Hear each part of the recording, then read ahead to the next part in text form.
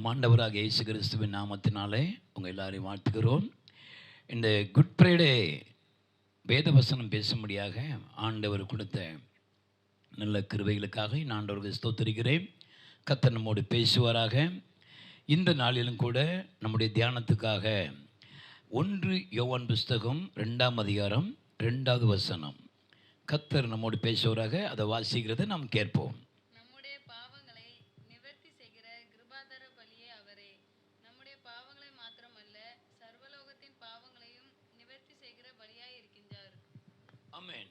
வேத வசனத்தை நல்லா கவனிங்க.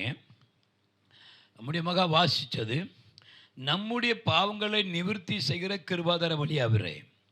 இயேசு கிறிஸ்து நம்மளை நம்முடைய பாவத்திலிருந்து விடுவிக்கும்படியாக அவர் இந்த பூமியில் பலியான ஒரு ஆடை போல நம்மகிட்ட வந்திருக்கிறார். நாம் அவர் ஒரு மனுஷனாக நம்ம அவரை பார்க்கிறோம். ஆனால் அவர் ஒரு தேவகுமாரன். இந்த தேவகுமாரன் உங்களையும் என்னையும் காப்பாற்றுவதற்காக நரகத்திலிருந்து, வியாதியிலிருந்து, சாபத்திலிருந்து, மந்திரத்திலிருந்து தேவன் விடுவிக்கும்படியாக இந்த தேவன் இந்த பூமியில் வந்திருக்கிறார். மனுஷன் பூமியில் தேவனை விட்டு விலகி பாவத்துக்கு போயிட்டான். தேவனை விட்டு விலகி பாவத்துக்கு போயிட்டான். இது நம்ம ஆதியாகம புஸ்தகம் 3ஆம் அதிகாரத்தில் 17வது வசனத்தை பார்க்கலாம். அவர் ஆதாமை நோக்கி, நீர் உன் மனைவியின் வார்த்தைக்கு செவி கொடுத்து புசிக்க வேண்டாம் என்று நான் உனக்கு விளங்கின விருட்சத்தின் கனியை புசித்தபடியினாலே பூமி உன் நிமித்தம் சபிக்கப்பட்டிருக்கும். நீ உயிரோடு இருக்கும் நாளெல்லாம் வருத்தத்தோடு அதன் பலனை புசிப்பாய். இந்த வேத வசனத்தில் என்னது இருக்குது? ஆதாமுகிட்ட தேவன் சொல்றாங்க, நீ என் சொல்லை மீறி உன்னுடைய மனைவி சத்தத்துக்கு நீ செவி கொடுத்து நான் புசிக்க வேண்டாம் என்று சொன்னேன். அந்த கனியை நீ புசித்தபடியால் நீயும் சபிக்கப்பட்டு போனாய், உன் நிமித்தம் இந்த பூமி சபிக்கப்பட்டது என்று சொல்லி அந்த ஏதேன் தோட்டத்திலிருந்து ஆதாமு ஏவாளையும் தேவன் வெளியே கொண்டு வந்தார். அந்த நிமிஷத்திலிருந்து மனுஷன் பாவியாக பிறக்க ஆரம்பித்தான். இது நமக்கு உதாரணமாக நம்ம சங்கீத புஸ்தகம் 51ஆம் அதிகாரத்தில் 5வது வசனம் வாசிக்கலாம். இதோ நான் துர்க்குணத்தில் உருவானேன், என் தாய் என்னை பாவத்தில் கர்ப்பத்தரித்தாள். இதோ உள்ளத்தில் உண்மையா இருக்க விரும்புகின்றீர், அந்தகரணத்தில் ஞானத்தை எனக்கு தெரியப்படுத்துவீர். இதோ நான் துர்க்குணத்தில் உருவானேன், என் தாய் என்னை பாவத்தில் கர்ப்பந்தரித்தாள். இந்த துர்க்குணம் எங்கிருந்து வந்தது? ஏதேன் தோட்டத்தை விட்டு வெளியே வந்த நாட்களிலிருந்து இந்த துர்க்குணம். இந்த துர்க்குணம் சொன்ன அந்த தாய் வயிற்றுக்குள்ள என்னென்ன சுபாவங்கள் அதை நாம் வாசிப்போம். மார்க்கு புஸ்தகம் 7ஆம் அதிகாரம்.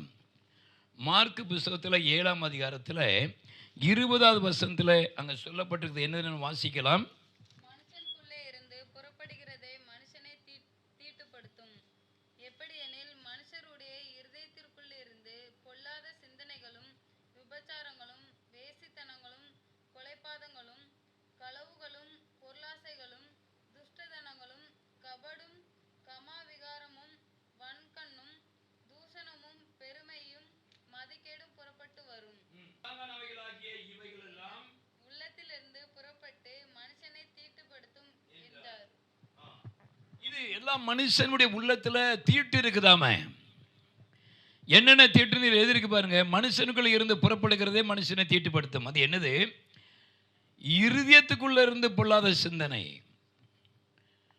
மைண்ட் அதில் சொல்லலை, யோசனையில் சொல்லலை. ஆனால் இருதயத்துக்குள்ள பொல்லாத சிந்தனைகளும், விபச்சாரங்களும், வேசித்தனங்களும், கொலைபாதகங்களும், களவுகளும், பொருளாசை, துஷ்டத்தனம், கபடு, காம விவகாரம், இந்த வன்கண்ணு, தூஷணம், பெருமை, மதிகேடு, இதெல்லாம் பொல்லாங்கானவைகளை இவைகளெல்லாம் உள்ளத்திலிருந்து புறப்பட்டு மனுஷன் தீட்டுப்படுத்தும் என்றார்.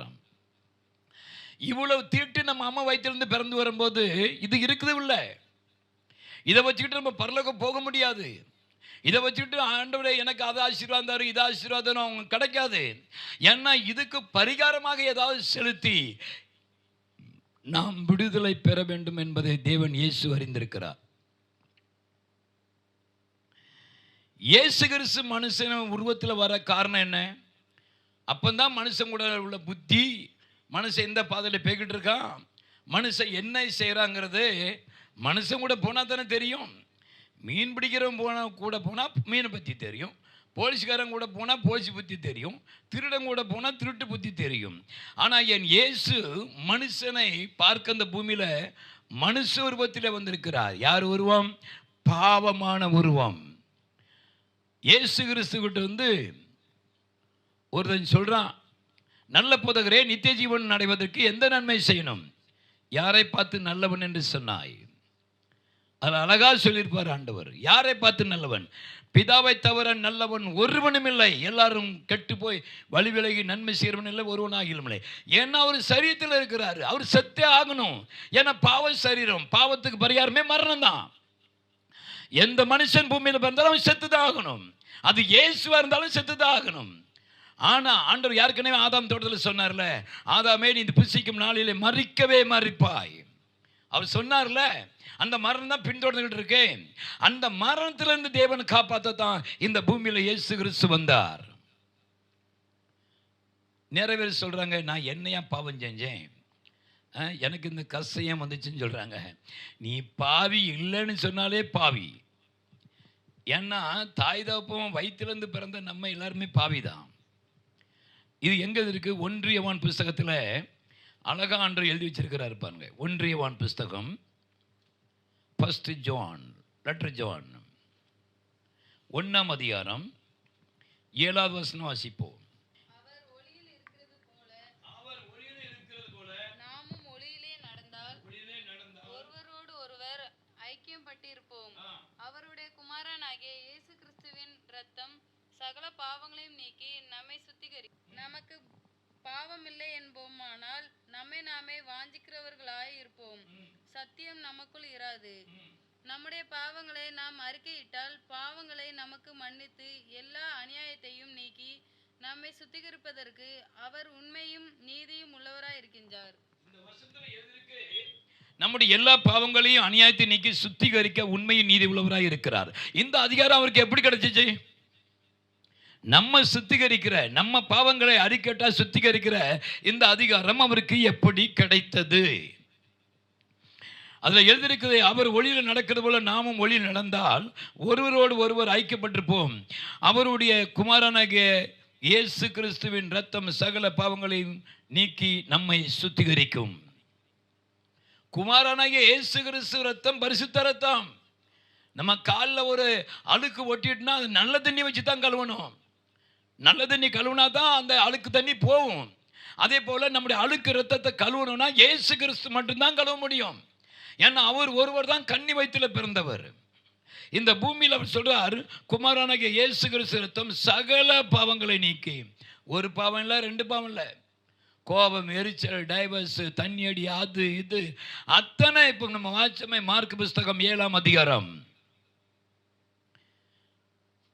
அதுல இருக்கே அத்தனையும் நம்முடைய பாவங்கள். ஆனா இயேசு கிறிஸ்து என்ன சொல்றார்? நீ அறிக்கையிடு, தன் பாவங்களை மறைக்கிறவன் வாழ்வடைய மாட்டான், அதை அறிக்கை செய்து விட்டு விடுகிறவன் தேவ இரக்கம் பெறுவான்.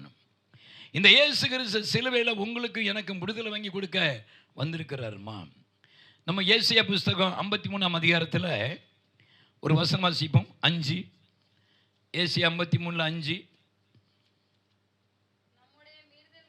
நம்முடைய மீறுதல் நிமித்தம் அவர் காயப்பட்டார், நம்முடைய அக்கிரமம் நிமித்தம் அவர் நொறுக்கப்பட்டார். நமக்கு சமாதானத்தை உண்டு பண்ணும் ஆக்கினி அவர் மேல் விழுந்தது. ஆமென். நாம் எல்லாரும் ஆடுகளை போல வழி தப்பி திரிந்து அவனவன் தன் வழியிலே போனோம். கர்த்தரோ நம்ம எல்லாருடைய அக்கிரமத்தையும் அவர் மேல் விழ பண்ணினார். அவர் நெருக்கப்பட்டும் ஒடுக்கப்பட்டும் இருந்தார், ஆனாலும் தம்முடைய வாயை அவர் திறக்கவில்லை. அடிக்கப்படும்படி கொண்டு போகப்படுகிற ஒரு ஆட்டுக்குட்டியை போலவும் மயிர் கத்தரிக்கிறவனுக்கு முன்பாக சத்தமிடாது இருக்கிற ஆட்டை போலவும் அவர் தம்முடைய வாயை திறவாதிருந்தார். வசந்தர் என்ன இருக்கு நல்லா கவனிங்க. முடி வெட்டும் போது அந்த ஆடு சத்தம் கட்டம் அப்படின்னு இருக்கும். அதே போல இயேசு கிறிஸ்து கன்னத்தில் அடித்தாங்க, காரி துப்புனாங்க, ஆனால் அவர் வாயை திறக்கலை. உங்களுக்கு தெரியுமா, காற்று கடல் எல்லாம் நில் அப்படின்னு சொன்னால் நின்றுச்சு. கடல் இறையாதுன்னா இறையாது. அப்படிப்பட்ட அதிகாரம் அவருக்குள்ள இருந்துச்சு. தண்ணீர் மேலே நடந்து வந்தவர். ஆனால் அவருக்கு அவர் அடிக்கப்பட கொண்டு போகப்படுகிற ஒரு ஆட்டுக்குட்டியை போலவும் தன்னை மயிறு சுத்தரிக்கிற முன்பாக சத்தமிடாது இருக்கிற ஆட்டை போலவும் அவர் தம்முடைய வாயை திறவாது இருந்தார். நல்ல கவனிங்க. இப்படி ஒரு இயேசு உங்களுக்காக எனக்காக அடிக்கப்பட அவர் ஏன் வந்தார் சொல்லுங்க? எதுக்கு அவர் அடிக்கப்படணும்? நீங்க யாரு? அவர் மனசுக்குள்ள ஒரு வசனம் இருக்கிறது. யோவான் புஸ்தகம் 3ஆம் அதிகாரத்தில் 16வது வசனத்தை நாம் தியானிப்போம். தேவன் தம்முடைய ஒரே பேரான குமாரனை விசுவாசிக்கிறவன் எவனோ அவன் கெட்டு போகாமல் நித்திய ஜீவனை அடையும்படிக்கு அவரை தந்தர்லி இவ்வளவாய் உலகத்தின் அன்பு கூர்ந்தார். உலகத்தை ஆக்கினைக்குள்ளாக தீர்க்கும்படி தேவன் தம்முடைய குமாரனை உலகத்தில் அனுப்பாமல் அவராலே உலகம் ரட்சிக்கப்படுவதற்காகவே அவரை அனுப்பினார். அவராலே உலகம் ரட்சிக்கப்படுவதற்கு அவரை அனுப்பினார். என்ன அழகா இருக்கார் பாருங்க. தேவன் தம்முடைய ஒரே பேரான குமாரனை விசுவாசிக்கிறவன் எவனோ, அது இந்து முஸ்லிமான் கிறிஸ்டின் அதில் எழுதலை, எவனோ யாராக இருந்தாலும் இயேசு கிறிஸ்து தேவகுமாரன், இயேசு கிறிஸ்து நமக்காக எனக்காக அடிக்கப்பட்டு சிலுவையில் மரித்து முன்னான் உயிர்த்தெழுந்தார் அப்படிங்கிற நம்பிக்கையை உருவாக்க, கெட்டு போகாமல் நித்திய ஜீவனை அடையும்படிக்கு ஒரு மனுஷன் கூட கெட்டு போகக்கூடாதான். ஒரு வீட்டில் ஒரு மனுஷன் தப்பு பண்ணால் அந்த குடும்பத்துக்கு பூரா கெட்டு பேர். ஒரு ட்ரெயினில் ஒரே ஒரு தான் செயின் இழுத்தா எல்லாருடைய பிரயாணம் நின்றுது. அப்போ இந்த பூமியில் நம்ம தேசத்தில் ஒரு மனுஷன் தப்பு பண்ணால் கூட எல்லார் மேலேயும் அந்த தண்டனை வருது. இது நிறைய பேருக்கு தெரியல. இதை என்ன எதிர்க்கிறார் பாருங்க. விசுவாசிக்கிறவன் எவனோ அவன் கெட்டு போகாமல், நம்ம கெட்டு போகக்கூடாது. கெட்டு போன சாம்பார் குழம்பு 3 நாள் முறையடிச்சு பருப்பு குழம்பு தூக்கி தூர வச்சிருவோம். ஏன்னா அது கெட்டு போச்சு. ஆனால் ஆண்டவர் மனுஷன் கெட்டு போய் நரகத்தில் போகக்கூடாத அப்படின்னு இயேசு நித்திய ஜீவனை அடையும்படிக்கு அவரை தந்துருளி இவ்வளவாய் உலகத்தில் அன்பு கூர்ந்தார். இதை விட வேற என்னங்க வேணும்? இயேசு கிறிஸ்து எதுக்கு வந்திருக்கிறார்? நம்ம எல்லாரும் பரலோகத்துக்கு போகணும், நித்திய ஜீவனுக்கு போகணும். அவர் இந்த உலகத்தில் அன்பு கூர்ந்து, அன்பு என்ன செய்யும் தெரியுமா? அன்பு யாருக்கிட்ட இருக்கோ அந்த அன்பு சகலத்தையும் தாங்கும், சகலத்தையும் சகிக்கும், சகலத்தையும் நம்பும். அன்பு இருமாப்பா இராது, தற்புகளை நாடாது, சினமடையாது, தீங்கு நினையாது. இதுதாங்க உண்மையான அன்பு. இருமாப்புனா 2 வருஷத்துக்கு முன்னால் போட்ட சண்டையை மனசில் வைக்கக்கூடாது. நான் வீட்டுக்கே போக மாட்டேன் சொன்ன எனக்கு யாரும் இல்லை அப்படின்லாம் சொல்லக்கூடாது. கிறிஸ்துவ பிள்ளைகள் இந்த உலகத்தில் வாழ்கிற அத்தனை நாட்களும் குற்றங்களை மன்னிக்கணும், பாவிகளுக்காக ஜெபம் பண்ணணும், உங்களை துன்பப்படுத்துறதுக்காக, உங்களை விரோதிக்கிறவர்களுக்காக ஜெபம் பண்ணுங்கள் என்று எழுதப்பட்டிருக்கிறது. இப்போ நிறைய பேர் நம்ம விரோதிக்காக நேராக ஓடி போய் செய்வனை குளார் வச்சுருந்தானே, அவனுக்கு செய்வனை இவனுக்கு செய்வனை, அதெல்லாம் சரி கிடையாது. அந்த செய்வனை செஞ்சவனுக்கு தான் வேனை. ஆனால் உடனே தெரியாது, போக போக குடும்பம் நாசமாக ஆகிறத நம்ம பார்க்கலாம். ஆனால் ஆண்டவருடைய பிள்ளைகளுக்கு என் தேவன் கெட்டு போகாமல் காப்பாற்ற தான் இயேசு சிலுவையில் தொங்கியிருக்கிறார். கெட்ட சிந்தனை, தலையில் முள் ஊடி ரத்தம் வந்திருக்கு, இது கெட்ட சிந்தனைக்காக. அவருடைய உடம்புல 40 அடிக்கு 1 அடி 39 அடி சவுக்கடி வாங்கியிருக்கிறாங்க. எதுக்கு? நம்ம உடம்புல வியாதி வரக்கூடாது. அவங்க விழாவில் ஈட்டி வச்சு ஒருத்தன் குத்துறான், அந்த உடம்புல உள்ள எல்லா ரத்தமும் தண்ணி வெளியே வருது. இது என்னது? நம்முடைய ஜீவனை ஆண்டவர் காப்பாற்ற. கைநாளை செய்த பாவத்தை கையில் அணியப்பட்டிருக்காங்க, கால்நாளை செய்த போகக்கூடாத இடத்துக்கெல்லாம் போட்டதுனால காலில் ஆணி அடிக்கப்பட்டிருக்காங்க. இப்படிப்பட்ட வாழ்க்கையில் நம்ம போய்கிட்டு இருந்தோம். எல்லாரும் வழிவிலகி ஏகமாய் கெட்டு போனார்கள், நன்மை செய்கிறவன் இல்லை, ஒருவனாகிலும் இல்லை. தேவன் பரலோகத்திலிருந்து மனுபுத்திரை கண்ணோக்கினார். தேவனை தேடுகிற உணர்வு உள்ளவன் உண்டோ என்று பார்க்க மனுபுத்திர மேல் கண்ணோக்கினார். ஏன் மிருகத்தை பார்க்க வேண்டியதானே? ஏன் அந்த பூக்களை, மாடுகளை, பாம்பு பள்ளியை பார்க்கலையே? எதுக்கு? மனுஷன்தான் தேவை. ஏன்னா மனுஷன்தான் தேவ சாயல். மனுஷன்தான் இந்த பூமியில் ஆண்டவரை விட்டு விலகிட்டான். அவனை எப்படியாவது மறுபடி கொண்டு வந்து பரலோகத்தில் சேர்க்கணும், பிதாவின் கையில் ஒப்பு கொடுக்கணும் என்று சொல்லி ஒரு வேலைக்காரனை போல தேவன் உருவம் எடுத்து வந்தார். அவர்தான் தேவன், அவர்தான் ராஜாதி ராஜா. அவர் இந்த வசனத்தில் நம்ம வாசிக்க பாருங்க. யோவான்ல 3ஆம் அதிகாரம் 11-16 வாசிச்சமே. அது இருக்கு, நித்திய ஜீவனை அடைமடி.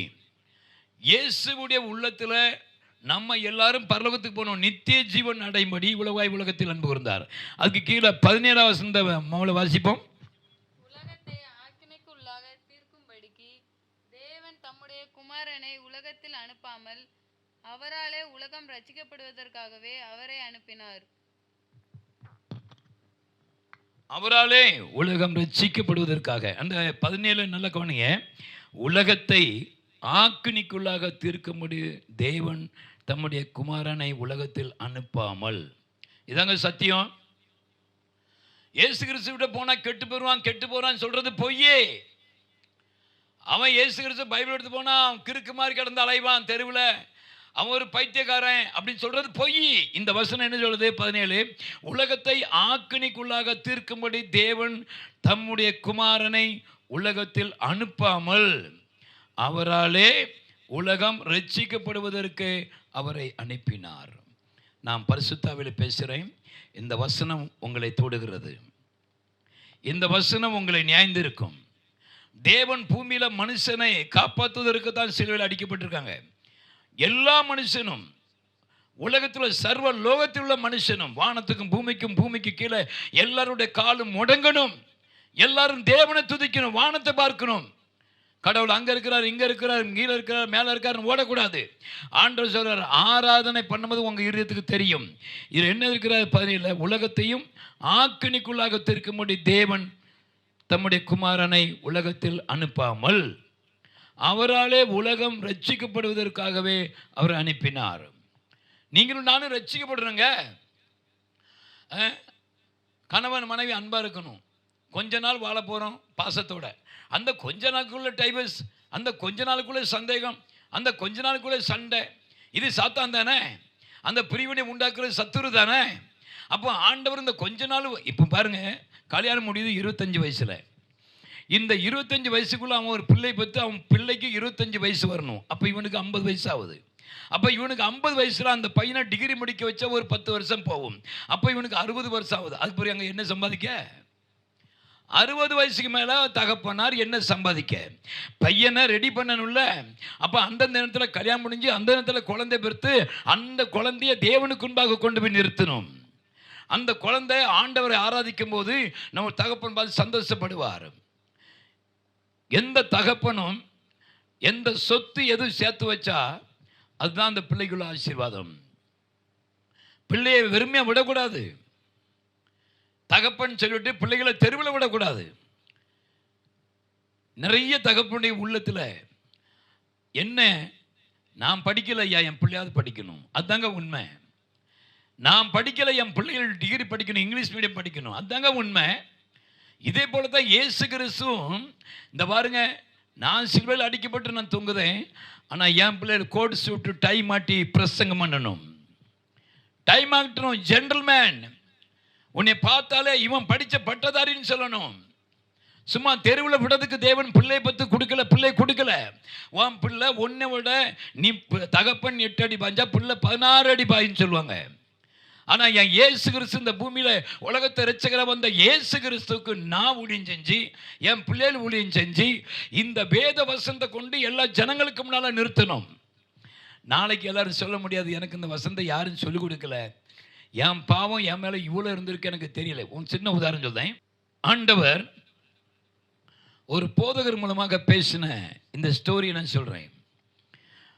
தாய் தகப்பன்னு நல்ல பணக்காரர்கள், நல்ல வசதி. அவர் ஆஃபீஸுக்கு போங்க, இந்த அம்மாவும் ஆஃபீஸுக்கு போங்க, ஒத்திக ஒரு பையன். இவங்க இந்த தகப்பன் வேலைக்கு போகும்போது, அப்படா எனக்கு பரிச்சை இருக்குது, கொஞ்சம் பைசா வேணுங்க, அந்த அவர்கிட்ட ஒரு 200 ரூபா. அம்மா வேலைக்கு போகும்போது, அம்மா எனக்கு கொஞ்சம் செலவுக்கு பைசா வேணும், அவங்க ஒரு 100 ரூபா.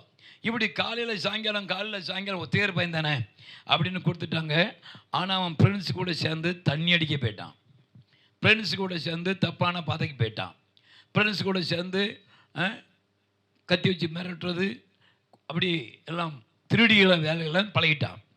ஆனால் அவனுடைய வாழ்க்கையில் பாருங்கள், அந்த வாலிய வயசில் அவனுக்கு ஒரு சொறி சிறங்குன்னு ஒன்று வந்துட்டு, சொரிஞ்சா அவனுடைய வேர்வை தண்ணியிலேருந்து துர்நாற்றம் அடிக்கும். அதுக்கு பேர் ஒரு குஷ்டரோகி, நீர் குஷ்டன்னு சொல்லுவாங்க. அந்த வியாதி அந்த பையனுக்கு வந்துட்டு, அப்போ அந்த வியாதி அவனுக்குள்ளே வந்த உடனே அவன் துணியை துவைக்கிறதுக்கு அவங்க அம்மா வேலைக்காரிகிட்ட போட்டிருக்காங்க. வேலைக்காரிக்கு தலை சுற்றி உருட்டி எடுத்துட்டாங்க, வாமிட்டி பண்ணிட்டாங்க.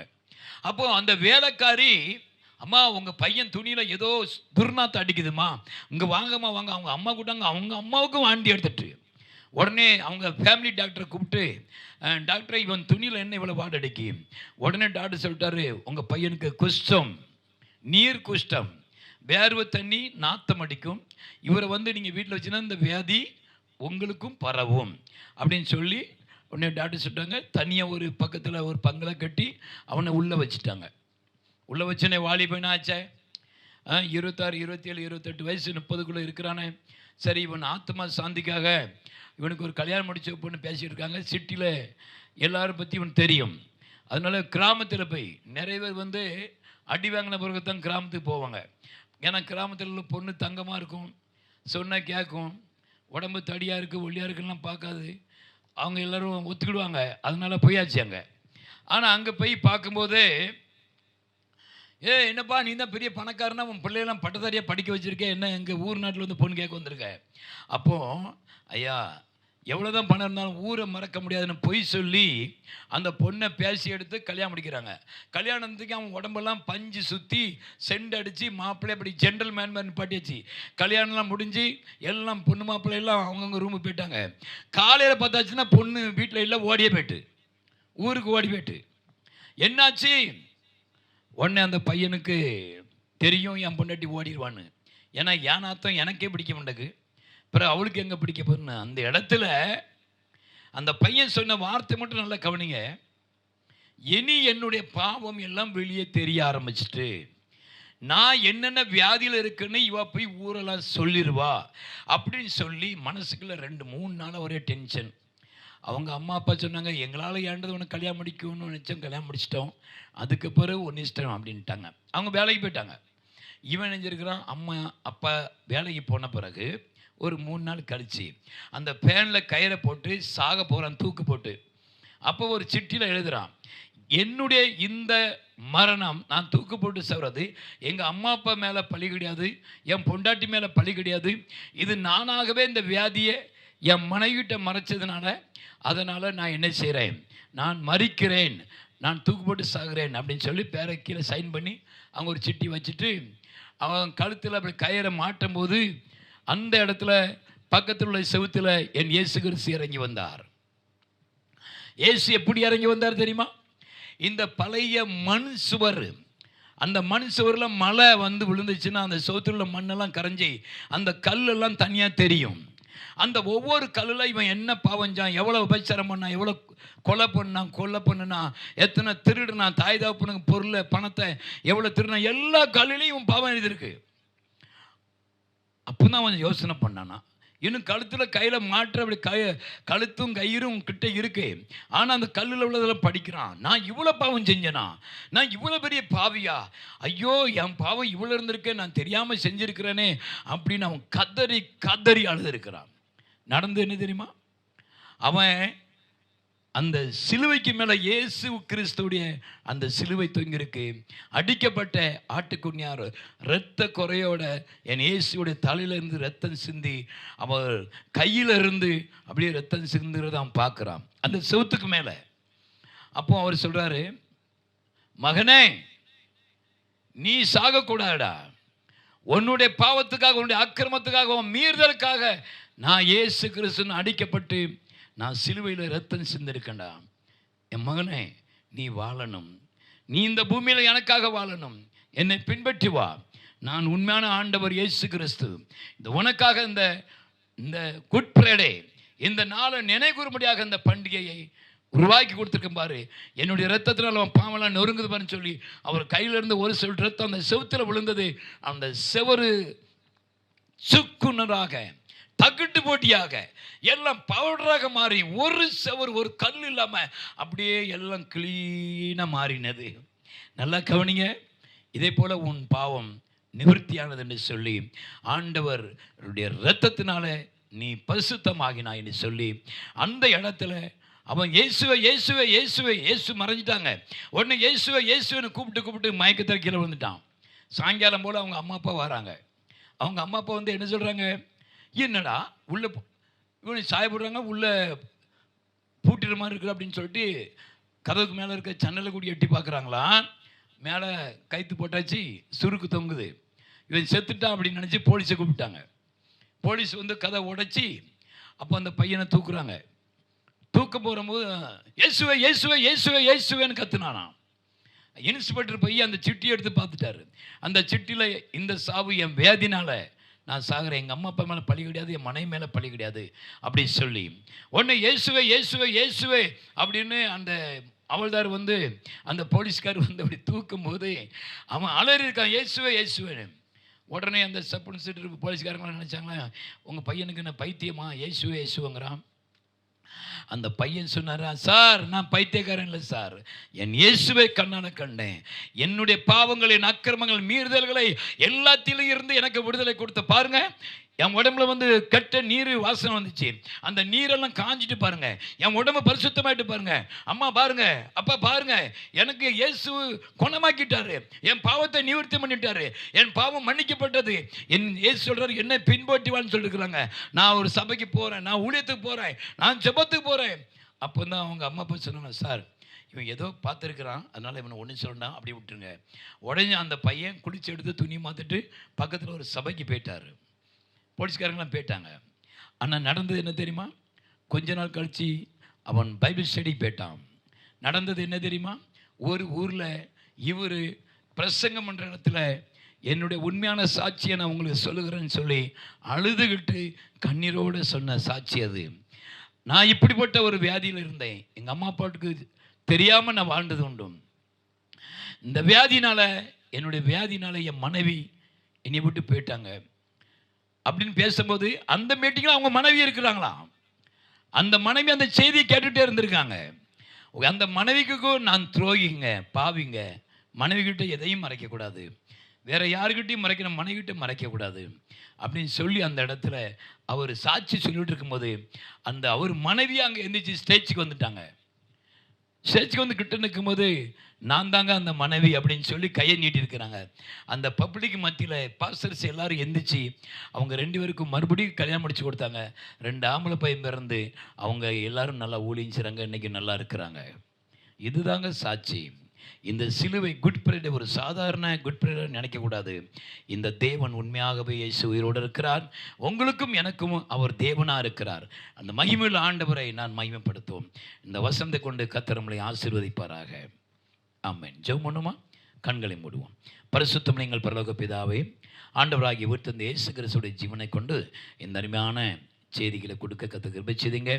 என்ன குற்றம் இருந்தாலும் மன்னிச்சுக்கோங்க ஆண்டவர். இந்த சேனல் ஆசீர்வதிங்க, யூடியூப்பை ஆசீர்வதிங்க. என்னாடு இதை கேட்குற ஒவ்வொரு பிள்ளைகள் மேலேயும் நம்முடைய மகிமை இறங்கி வியாதின் கட்டு அவுக்கிறேன், சாபக்கட்டை, மந்திரக்கட்டு, ஏவல் கட்டுகளை பின்தொடர்ந்து வருகிற 30 கட்டுகளை அறுத்து விடுகிறேன். பிதா குமாரன் பரிசுத்தாவின் நாமத்தினாலே இந்த வசனத்தை ஆசீர்வதித்து கொடுக்கிறேன். இந்த குட் ஃப்ரைடே நாள் ஆசீர்வாதமான நாளாக இருக்கட்டும், இயேசுவின் நாமத்தினாலே. ஆமேன், ஆமேன், ஆமேன். அல்லேலூயா, அல்லேலூயா, அல்லேலூயா. God bless you.